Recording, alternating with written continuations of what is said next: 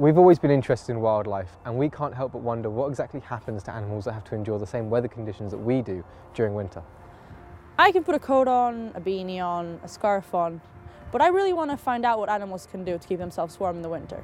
As filmmakers, we want to find out what happens to these animals as they adapt to the cold. And talk to experts about the science behind winter survival.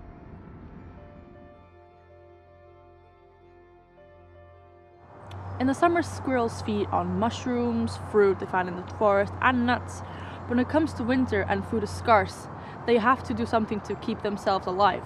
So we went to Formby National Trust, one of the last remaining places where red squirrels reside, and talked to Isabel to find out. A lot of the food they get is at the end of summer, so autumn time. A lot of their food comes from the pine trees.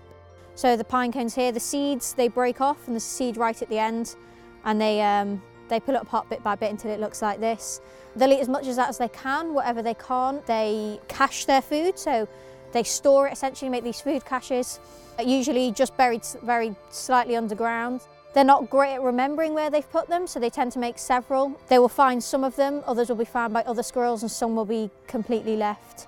But they store up as much as they can and try build as big a fat storage as possible for overwinter. Watching these red squirrels is really interesting. You get a sense of their intelligence and what they do, and it's something you can kind of only get by spending so much time with them. Usually about November time, they start to get their winter coat. This coat is much thicker. It's a much darker browny red than their summer coat. They grow a much thicker tail, acts like a blanket to wrap them, and they also grow these huge ear tufts.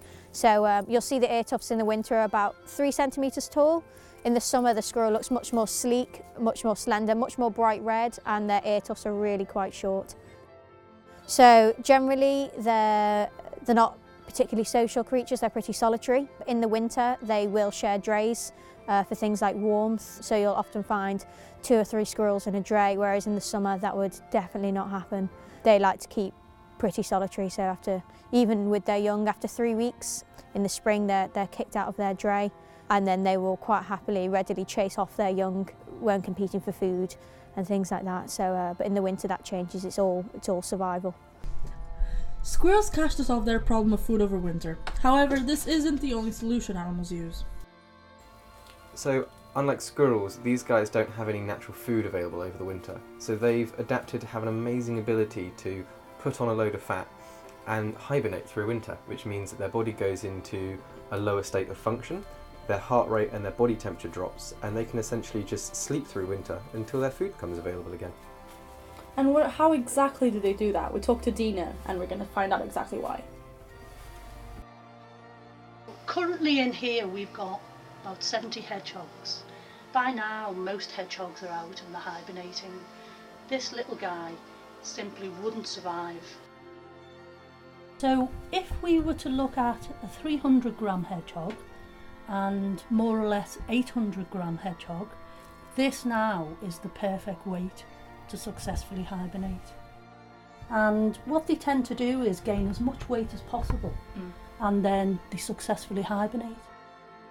So at the beginning of winter, when hedgehogs start looking for somewhere to hibernate, they love these long hedgerows. It's really great places for them, but they'll also go for big tufts of grass or piles of leaves on the ground, anywhere that they can burrow themselves in deep enough just so that they get protected from the snow. All of these animals have amazing adaptations which allow them to survive. Their struggle, however, is made harder. As summer gets warmer and winter gets colder, We need to help the British wildlife overcome the problems that we've caused. The greys obviously carry a pox, so we use scatter feeding to monitor. It depends where you are in the country.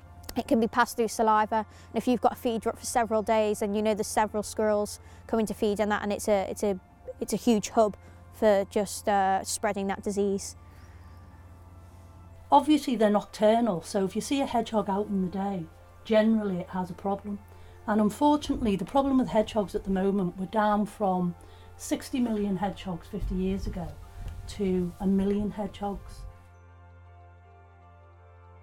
These animals have extraordinary abilities in order to survive the winter, often better than we can. but they'll only keep thriving if we actively help them. This way they'll survive, and hopefully we'll see them again next winter.